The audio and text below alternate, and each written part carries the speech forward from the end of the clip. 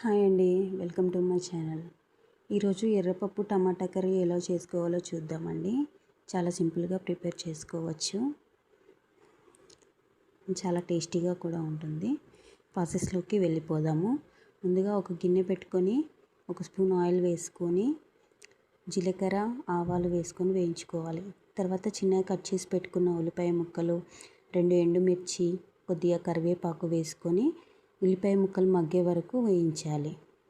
తర్వాత ఇందులో కొద్దిగా పసుపు వేసుకోవాలి. పసుపు వేసుకున్న తర్వాత ఒకసారి కలిపేసుకొని 10 నిమిషాల ముందు నానబెట్టి పెట్టుకున్న ఎర్రపప్పుని నీళ్ళు వడకట్టేసి ఇందులో వేసేసుకోవాలండి. వేసేసుకొని ఒకసారి మొత్తం కలిపేసుకొని తాలింపంతా పప్పుకి పట్టేలా కలిపేసుకొని ఒక 5 నిమిషాలు మగ్గనివ్వాలండి. ఒక 5 నిమిషాలు మూత పెట్టుకోవాలి.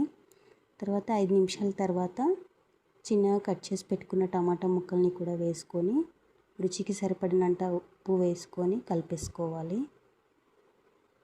టమాటా ముక్కలు చిన్నగా కట్ చేయని అవసరం లేదండి, మీడియం సైజ్ కట్ చేసుకున్నా సరిపోతుంది. ఒక 5 నిమిషాలు మగ్గనివ్వాలి. 5 నిమిషాల తర్వాత చూడండి, టమాటా మగ్గిపోతుంది. తర్వాత కొద్దిగా చింతపండు రసం వేసుకొని ఒక స్పూన్ కారం కూడా వేసుకొని మొత్తం కలిపేసుకోవాలి. కలిపేసి ఒక 10 నిమిషాలు మగ్గనివ్వాలండి.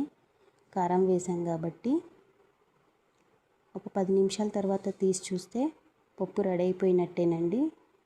పప్పు కూడా ఉడికిపోయింది.